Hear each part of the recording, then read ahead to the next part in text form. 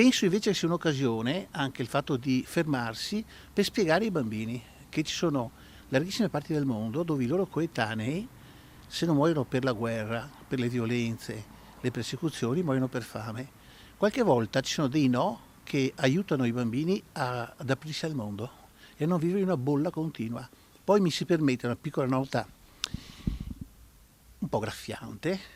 Penso che ad Halloween siano più affezionati gli adulti che i bambini. Nessun dolcetto o scherzetto per i bambini e gli adulti della parrocchia di San Giuseppe di Mestre. Don Natalino ha sospeso con decisione autonoma tutte le feste, in segno di rispetto a quel valore della pietas che dai poeti latini a Petrarca, Dante e Manzoni ci ricorda il soffrire insieme dell'umana condizione. Perché la pietas ci dà in un certo senso quasi di sacralità, perciò anche di rispetto della persona, no?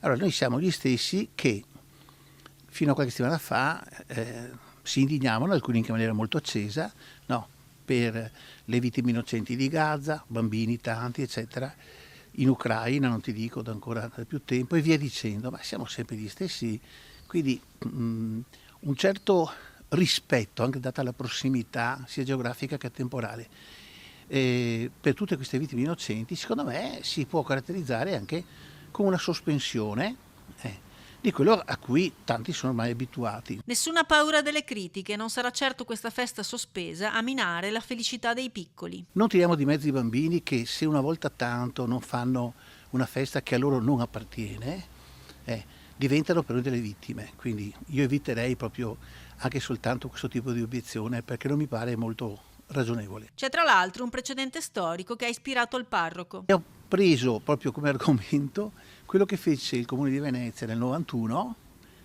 quando decise di sospendere il carnevale, si era all'inizio della guerra del Golfo.